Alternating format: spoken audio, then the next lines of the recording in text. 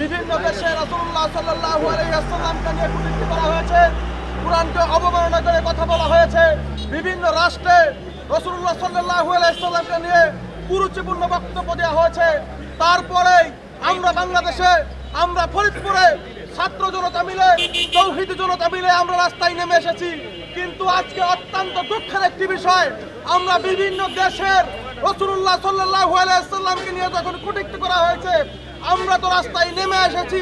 আজকে অত্যন্ত একটা দুঃখের বিষয়, সেটা হচ্ছে এই ফরিদপুরের জমিনে একজন নাস্তিক বসবাস করছে, সে কিনা রীতিমতো সবসময় আল্লাহ রাসূলকে নিয়ে কটূক্তি করে যাচ্ছে, ইসলামকে অবমাননা করে যাচ্ছে।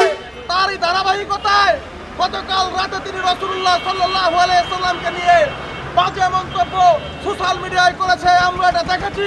তারই প্রেক্ষাপটে আজকে আমরা রাস্তায় নেমে আসি। আজকে শুধু একটা কথাই বলতে চাই, আপনি রাসূলুল্লাহ সাল্লাল্লাহু আলাইহি ওয়াসাল্লামকে নিয়ে কটূক্তি করেছেন, আপনি ইসলামকে নিয়ে কটূক্তি করেন।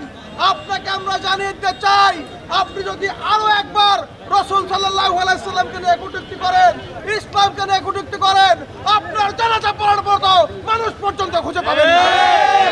স্পষ্ট ঘোষণা করছি, অনতিবিলম্বে এই মহুয়াকে গ্রেফতার করে দৃষ্টান্তমূলক শাস্তি যদি না দেওয়া হয়, তাহলে আমরা আজকে শান্ত আছি, এমন এক দাবানলের সৃষ্টি হবে, সেদিন ফরিদপুরের এই শান্ত পরিস্থিতি অশান্ত হয়ে উঠবে ইনশাআল্লাহ।